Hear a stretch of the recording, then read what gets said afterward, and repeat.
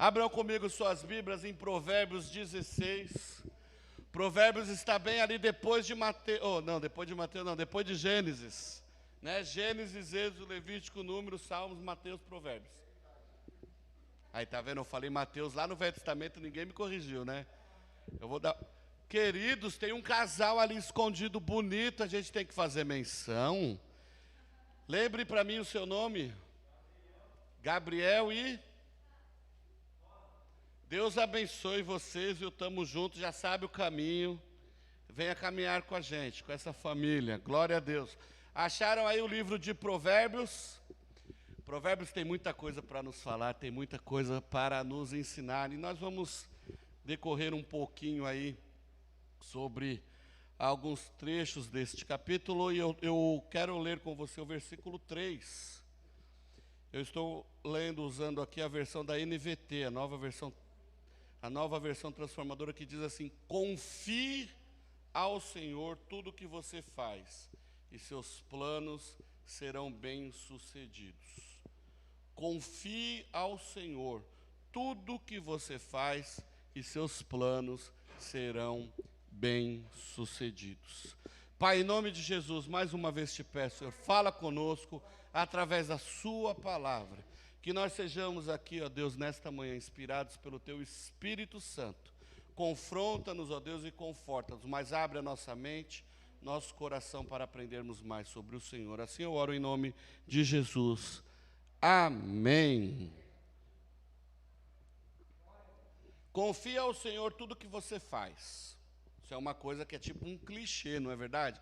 A gente sabe que nós devemos entregar, consagrar, confiar tudo ao Senhor, mas a gente nem sempre faz isso. Inclusive vocês, eu faço. Mas inclusive alguns de vocês aqui costumam não fazer isso, não é?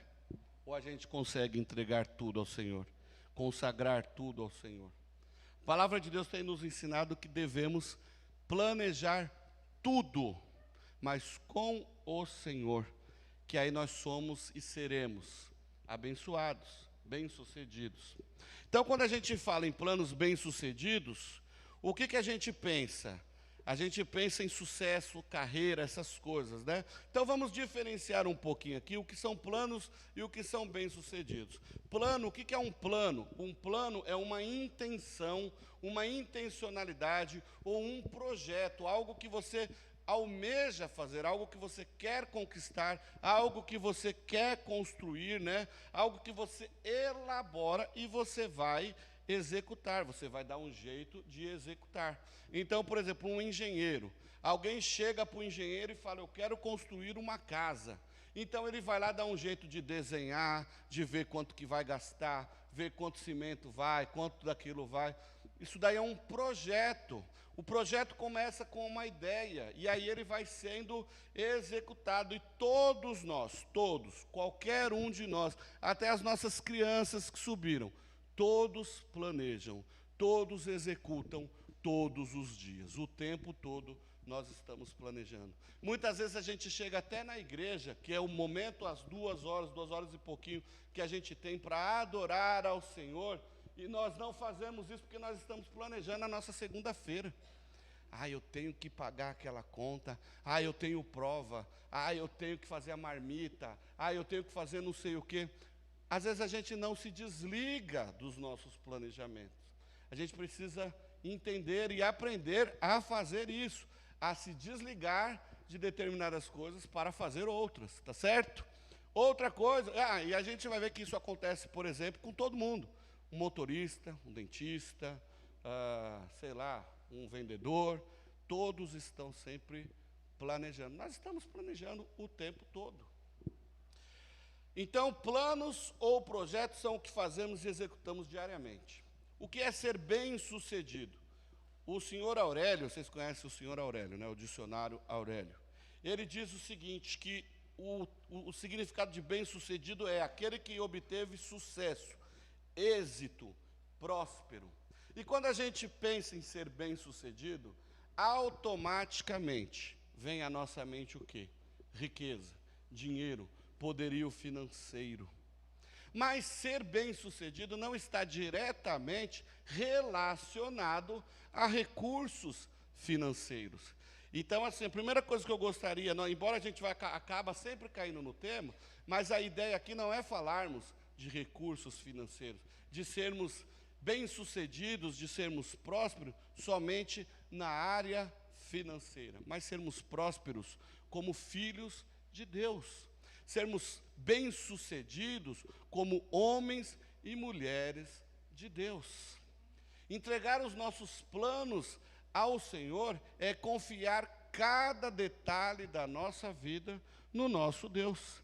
Então a gente não precisa necessariamente ser rico para ser bem-sucedido, ser rico para ser alguém excelente no que faz. Então todo mundo almeja conquistar espaço, credibilidade e visibilidade profissional, ter um bom salário, ter qualidade de vida, ter um pouquinho mais para poder descansar, né?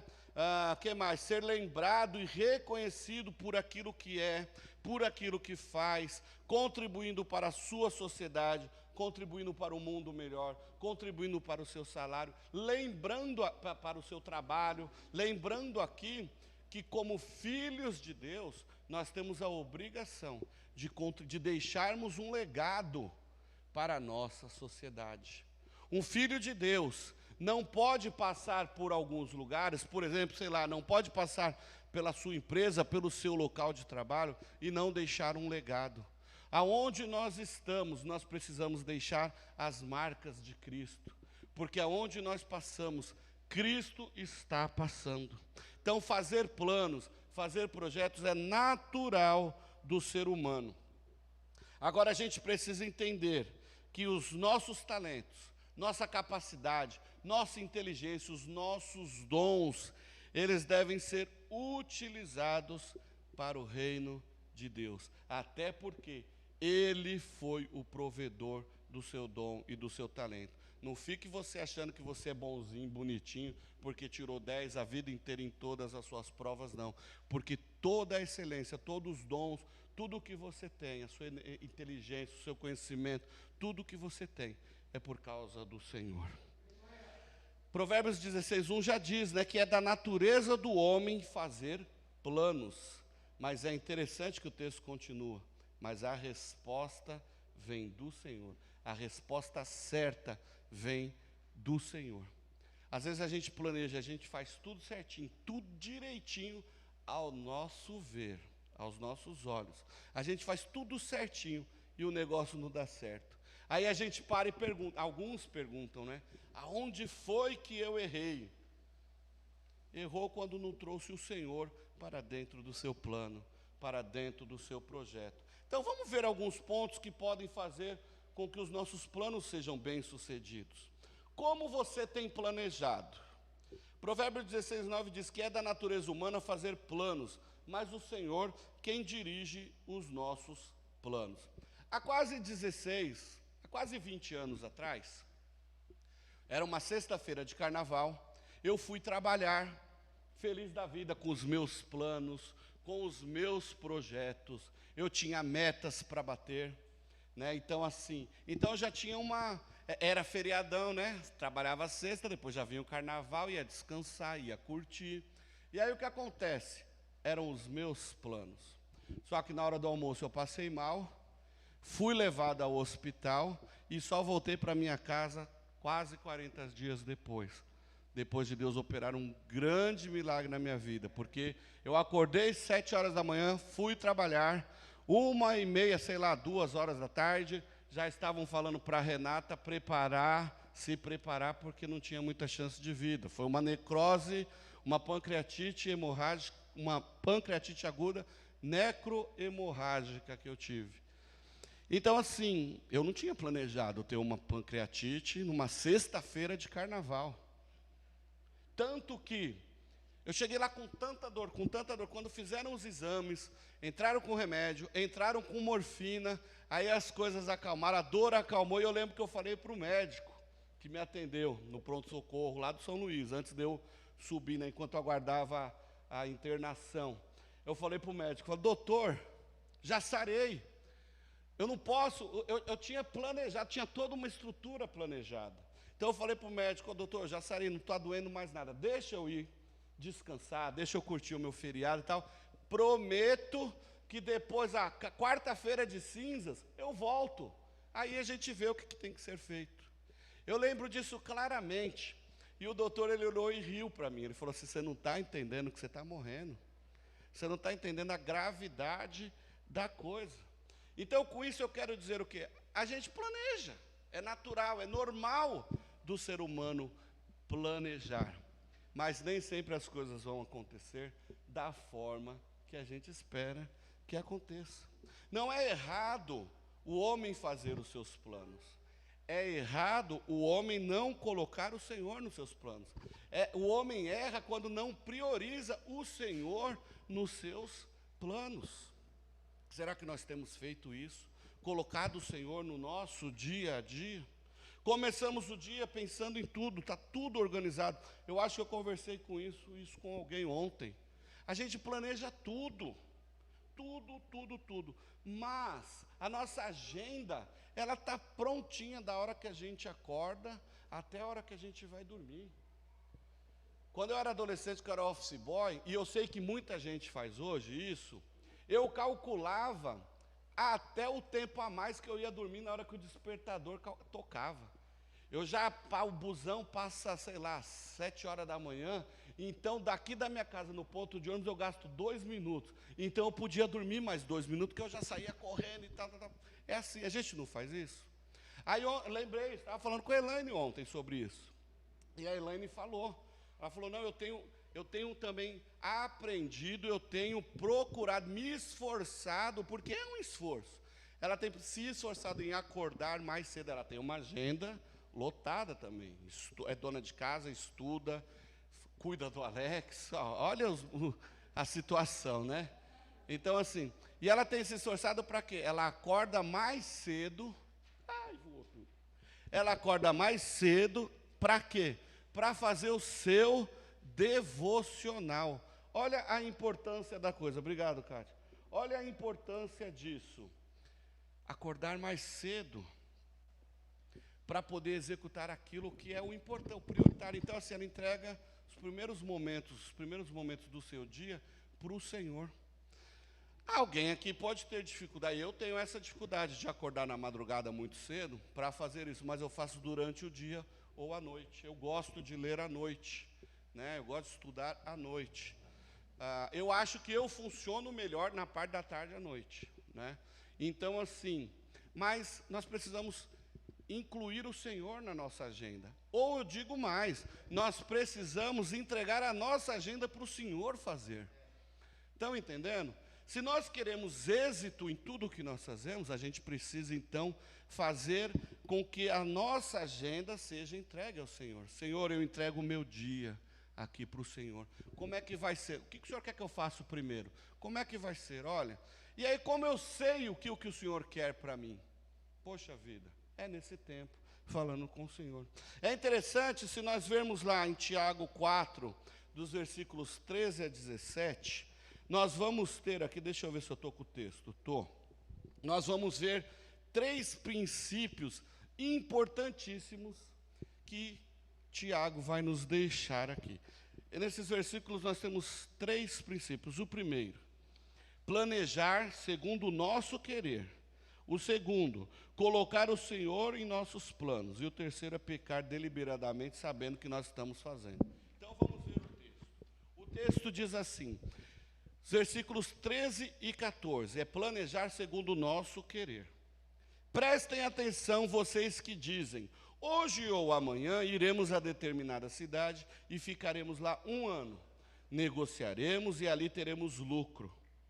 Como sabem o que será de sua vida amanhã? A vida é como a névoa ao amanhecer. Aparece por um pouco e logo se dissipa. A gente não sabe o que vai acontecer amanhã. Nós podemos planejar, mas os nossos planos podem falhar, pode ser frustrado. Basta cada dia o seu próprio mal, Jesus não fala isso. Mas o que acontece? Nós não sabemos o que pode acontecer amanhã. Isto é planejar segundo a carne, fazer o nosso próprio planejamento. Agora, olha o que o versículo diz. O versículo 15 diz: o que vocês devem dizer, o que vocês devem pensar é: se o Senhor quiser, viveremos e faremos isso ou aquilo. Isso é pensar segundo o Senhor. Se a minha agenda está no Senhor, Ele está me direcionando, então eu farei isso ou aquilo que Ele me mandar fazer. Isso é colocar o Senhor nos nossos planos. Agora, quando nós não colocamos o Senhor nos nossos planos, nós estamos em pecado. Olha o que diz os versículos 16 e 17. Caso contrário, estarão se orgulhando dos seus planos pretensiosos, e toda presunção como essa é maligna. Lembre-se de que é pecado saber o que você deve fazer e não fazê-lo. Então, aquele que sabe o que tem que fazer e não faz, é pecado, é um pecador. Gente, estamos falando de algo tão simples, mas de uma gravidade muito grande. Nós sabemos o que temos que fazer, e por que não fazemos?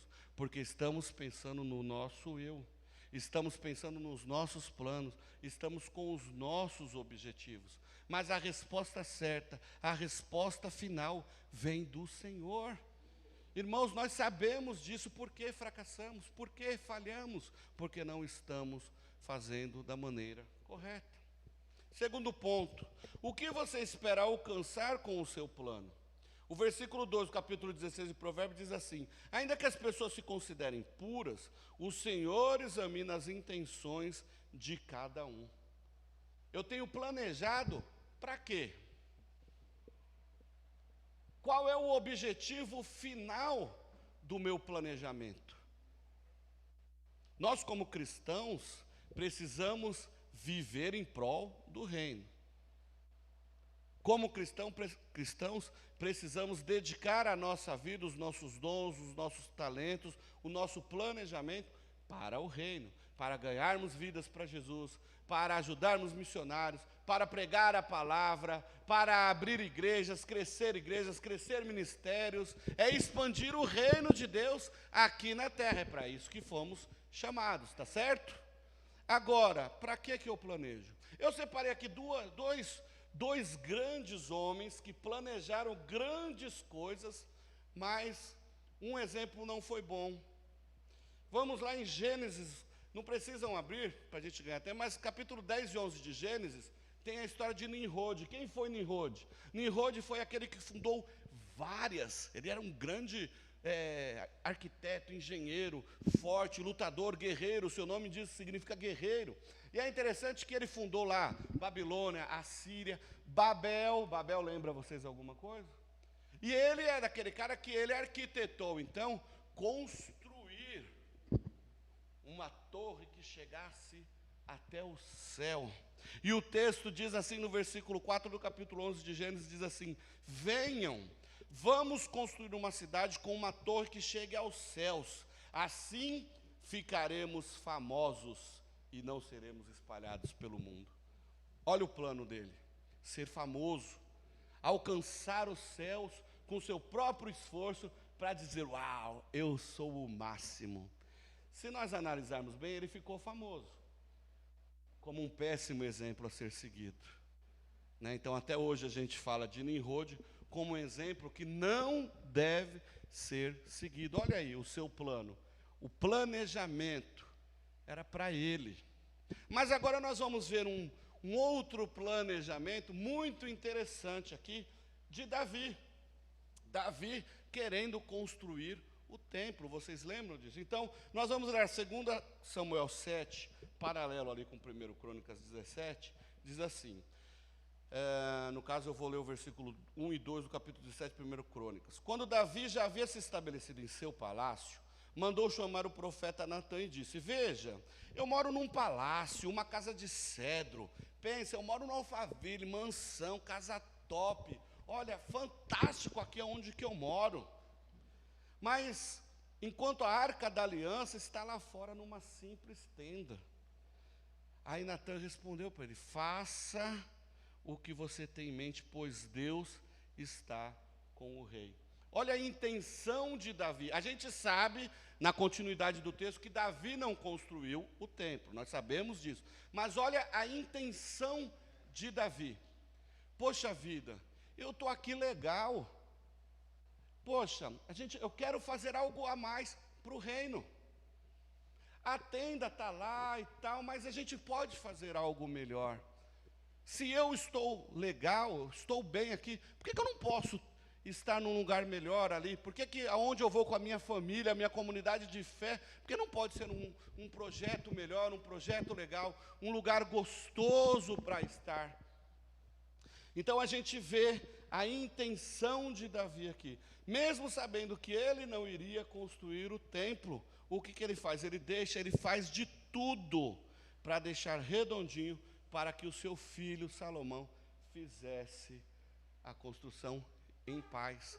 Ele levanta, nós vamos ver aqui em Crônicos 28, 29, ele levanta recursos, ele deixa dinheiro, toneladas de ouro, toneladas de prata, ele deixa pessoas habilitadas para ajudar Salomão, ele fez tudo, ainda que ele não fosse executar, mas ele deixou tudo no jeito para que a coisa acontecesse.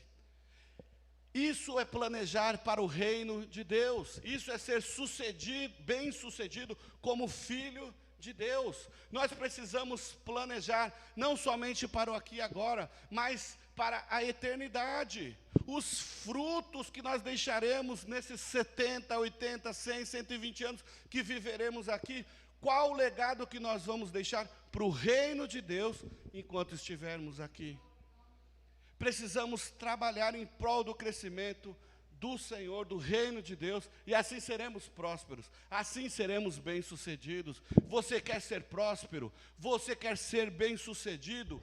Ajunte tesouros nos céus, onde a prata não corrói, onde a prata não é corroída. É isso que nós precisamos pensar. Nós precisamos pensar em sermos olhados, vistos, reconhecidos e amados pelo Senhor. E quando nós agimos aqui na terra como filhos de Deus, nos tornamos inimigos do mundo, porque nós não flertamos com o mundo, nós não aceitamos aquilo que o mundo tem nos ofertado, tem nos oferecido, porque nós somos cidadãos dos céus, nós somos homens e mulheres dos céus, e por isso vai ter conflito. Por isso que quando eu planejo para o Senhor, para a glória de Deus, vai ter conflito com as ações deste mundo.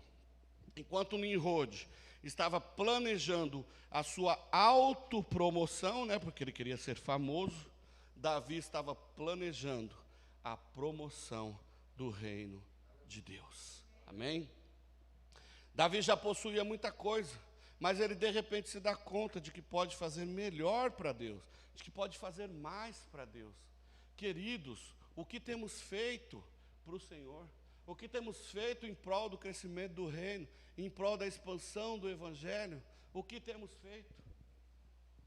Vir na igreja no domingo é o suficiente? Não, temos aprendido aqui que nós chegamos aqui na igreja como ponto de partida, não como ponto de chegada. Então a gente vem aqui, a gente recebe, a gente aprende, a gente busca, o Espírito Santo nos enche e somos enviados para o nosso dia a dia, pois é lá que nós precisamos fazer a diferença. Então nós precisamos aprender com Davi, a conquistar, a batalhar e ter as nossas coisas, sim, mas investirmos o que temos, o que somos, fazer mais e melhor para o reino de Deus. Chega de egoísmo, de antropocentrismo, de querer olhar só para você, não. Vamos olhar para o reino, vamos viver para o reino, vamos pensar nas coisas do reino. Assim é a nossa vida. Precisamos pensar nas coisas do reino. Davi, ele convocou os chefes, convocou todos os seus líderes lá, e ele sai dizendo: olha, eu não vou construir o templo, eu quero construir um templo, mas eu não vou fazê-lo. Mas aí, pode falar para a galera, vamos juntar dinheiro, vamos juntar recursos, e vamos deixar tudo pronto, tudo preparado, para que essa obra aconteça, pois é do interesse do nosso Deus. é do interesse do nosso Deus ser adorado. Davi queria criar um ambiente gostoso, fantástico, belo, bonito, para Deus ser adorado. O ambiente, ele não era para Deus, porque Deus, ele não se limita a catedrais, não. Deus está aqui, da mesma forma que Ele pode estar em qualquer outro lugar. Mas o Senhor, Ele se agrada em ser adorado. E Davi queria que o povo estivesse feliz, vendo a majestade, porque nós precisamos materializar as coisas para ver, não é isso? O espiritual que a gente não vê, a gente quer ver materializado.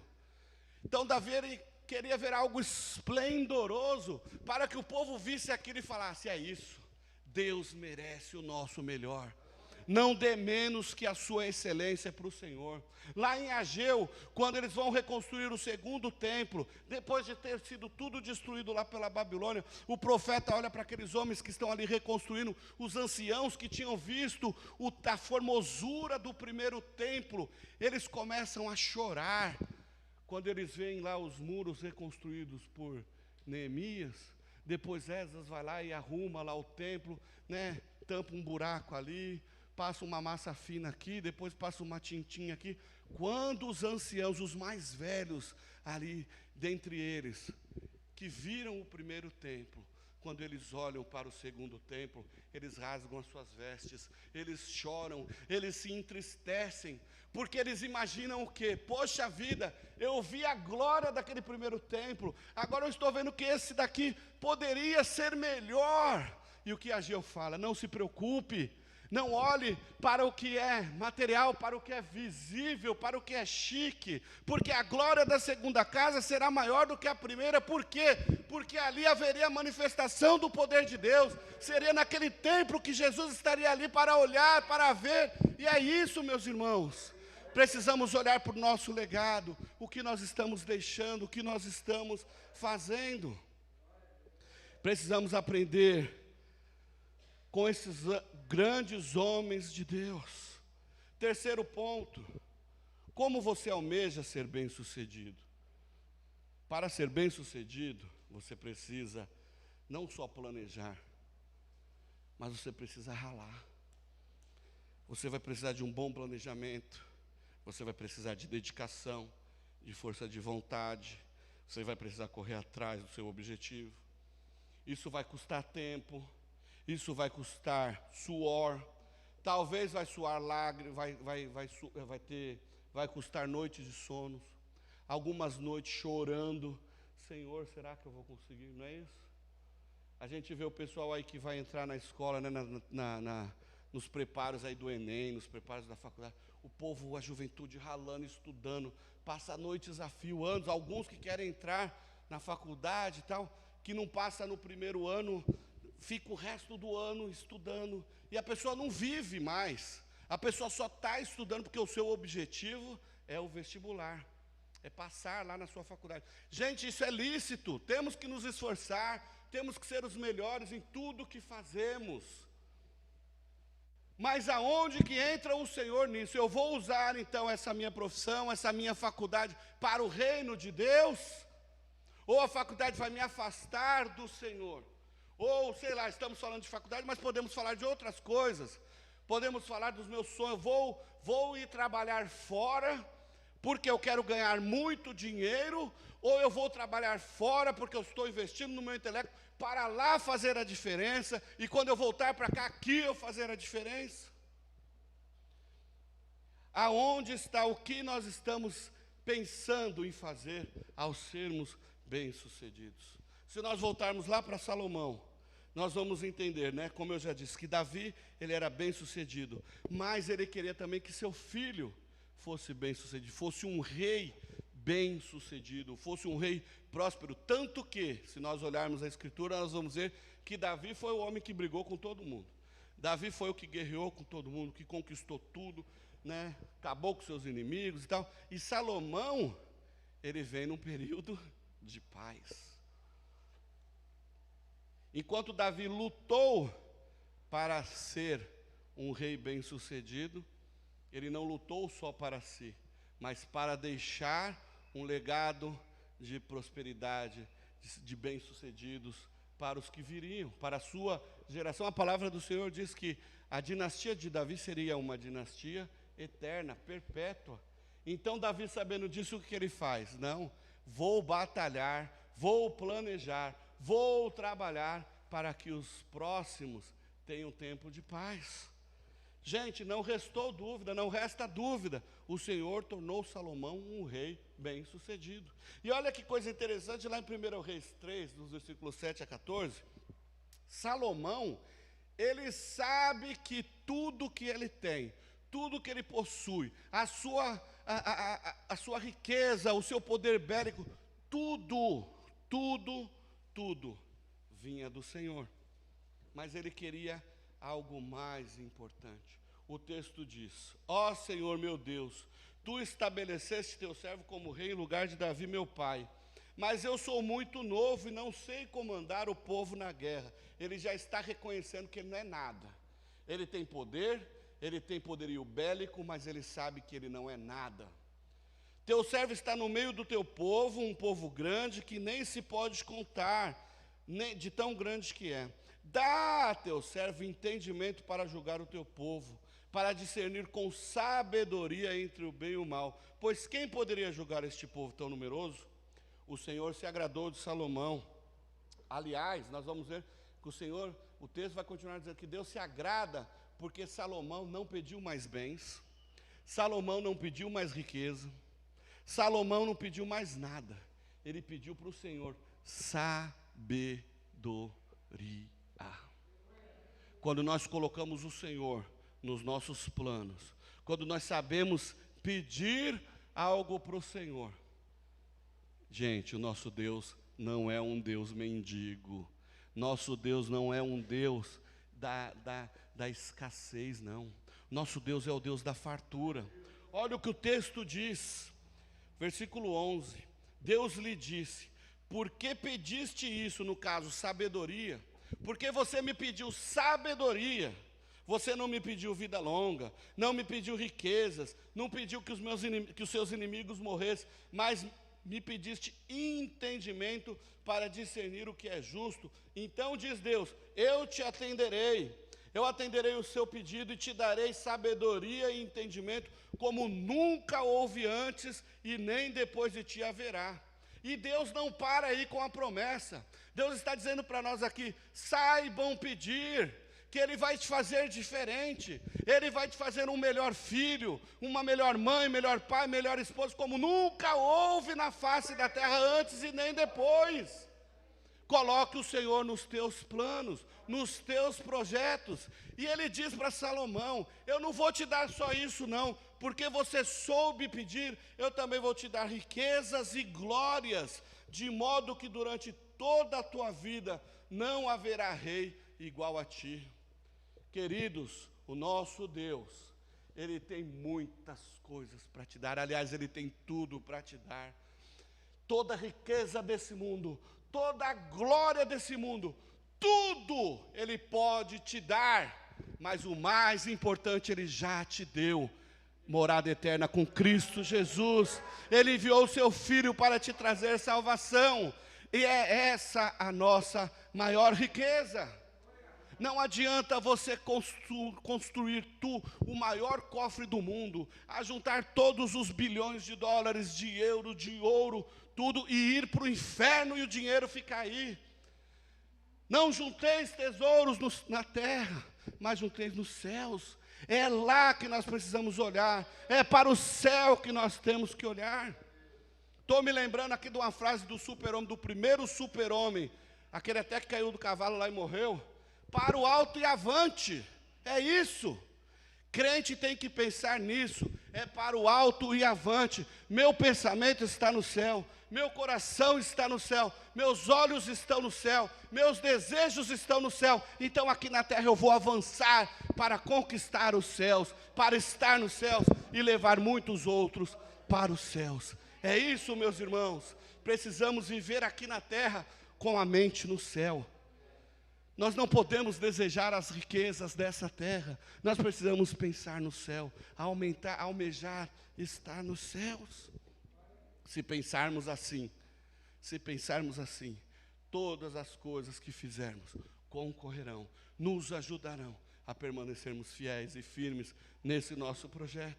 Segundo Crônicas 2, conta lá que quando Salomão, ele assume o reinado, já com tudo pronto para a construção do templo, ele manda um recadinho lá para Irão, da cidade vizinha. Ô Irão, estou precisando de uma galera aí, de uns engenheiros bons, eu estou precisando de mão de obra, você tem alguma coisa? Ah, preciso de madeira, preciso de líbano, de cipreste, disso e daquilo. Irão vai dizer para ele assim: olha, Salomão, Deus é um Deus maravilhoso, o seu Deus é um Deus maravilhoso que ama o seu povo, pode vir, pode mandar buscar a quantidade de madeira que você precisar, está tudo à disposição de vocês. Sabe por quê? Porque é para o seu Deus.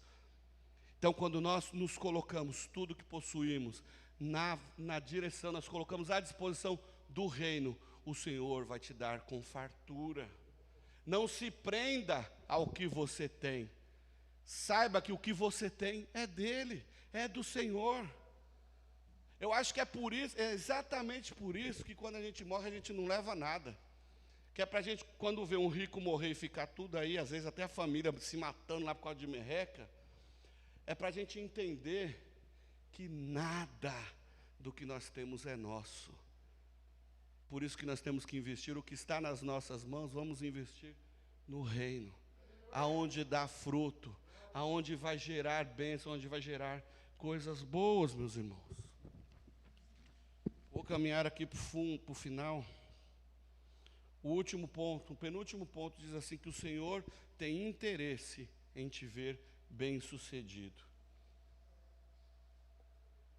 Primeira parte do versículo 18 de Deuteronômio 8 diz assim: lembre-se do Senhor seu Deus, é Ele que te dá forças para ser bem-sucedido. Ah, mas não sou eu? Eu que fiquei 10 anos trabalhando para ser promovido, para ser um gerente de uma multinacional, o mérito é meu. Ah, bobinho se você pensa assim. É o Senhor que te dá inteligência, é o Senhor que te dá capacidade, é o Senhor que te dá ferramentas, que te equipa, é Ele que te mostra as decisões a serem tomadas, é Ele que te coloca como bem-sucedido, desde que a sua agenda seja entregue para Ele. Há quem diga que crente não pode ter sucesso na vida, você já deve ter ouvido isso. Há quem diga que crente é tudo ignorante, que crente é analfabeto, é sem cultura. Há quem diga que crente não pode ser inteligente, não pode ser bonito. Gente, só vejo gente bonita aqui. Como que crente não é bonito? É a beleza de Cristo que está em nós. Não existe crente feio. No mundo existem centenas de milhares de crentes empresários bem-sucedidos. O pastor Paulo diz, ele conheceu o pessoal lá que cuidava das campanhas lá do Billy Graham. Quantos milionários, gente, que não falavam de dinheiro. Nas reuniões que eles tinham, não se falava em dinheiro, se falavam em vidas, em almas. Olha, vamos fazer uma cruzada evangelística ali, outra aqui. Nós precisamos lá em determinada cidade, o evangelho está sendo pouco divulgado, então vamos para lá, vamos investir os nossos recursos lá, vamos enviar multidões de crentes para lá para evangelizar, para pregar, para anunciar, levar Cristo a essas pessoas. Crente é inteligente, crente é bem-sucedido. Nós não podemos, como filhos de Deus, passar aqui na terra sem fazer a diferença onde passarmos, sem deixar um legado. Existem crentes que são profissionais bem-sucedidos, homens e mulheres bem-sucedidos. E volto a dizer aqui, ser bem-sucedido não necessariamente implica em ser um homem de dinheiro, um homem cheio de dinheiro, mas você ser um bom marido é ser bem-sucedido. Ser uma pessoa de caráter é ser bem-sucedido. Ser honesto, ser íntegro, ser um bom marido, uma boa esposa, um bom pai, um bom filho, um bom tio, uma boa tia, isso é ser bem-sucedido. Ser um homem e uma mulher para a glória de Deus, isso é ser bem-sucedido. Tem gente que eu disse, né, que fala que crentes são todos fracassados. Queridos, eu posso dizer para vocês com toda a certeza do mundo, não existe nenhum filho de Deus que não seja bem-sucedido. Sabe por quê? Romanos 8 diz que nós somos mais do que vencedores. Então não tem jeito, não existe nenhum filho de Deus fracassado. Aliás, Deus não tem filho fracassado. Deus não tem filhos fracassados. Deus tem filhos bem-sucedidos, amém? Deus não tem filho fracassado. Deus tem filhos bem-sucedidos. E finalizando, coloque em primeiro lugar o Senhor. Nós estamos aqui falando muito das nossas vidas, de pessoas, mas o texto diz, entregue, né? A versão Almeida 21 que eu uso muito, entrega as tuas obras ao Senhor. Aí a continuação do versículo, e os teus planos serão bem-sucedidos. Parou para pensar? Nós falamos do nós, mas o texto está dizendo dos nossos planos.